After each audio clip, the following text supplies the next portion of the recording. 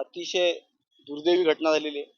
माणुसकीला काळिंबा फासणारी, माणुसकीला कलंकित करणारी घटना एका निर्द्रोही अशा व्यक्तीने केलेली आहे.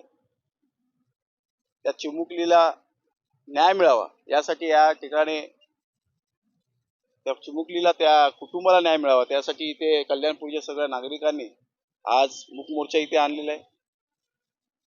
ज्याने हे अत्याचार केलं, निष्पाप लहान मुलीचा खून केला, अशा व्यक्तीला कठोरात कठोर शिक्षा मिळावी यासाठी सगळे नागरिक या ठिकाणी जमलेले आहेत आणि पोलिसाला निवेदन दिलेले आहे.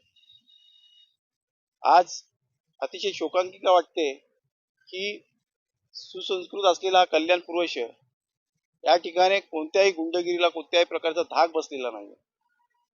आज त्या मुलीवरती अत्याचार केलेले आणि तिचा खून केलेला आहे.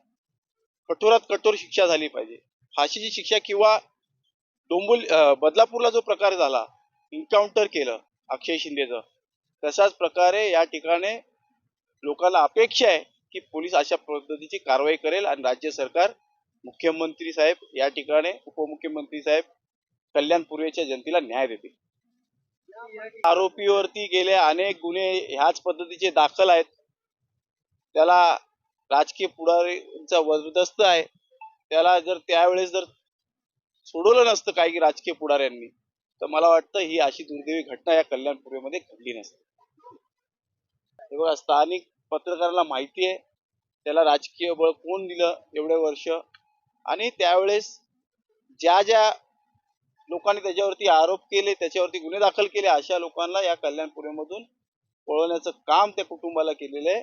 आणि त्यावेळेस पोलिसांनी राजकीय बळी पडून अशा व्यक्तीला त्या ठिकाणी, मला वाटतं की तो जर बाहेरच नसता आला, 5-5 गुन्हे करून जर तो बाहेर नसता आला, तर मला वाटतं ही घटना घडली नसती.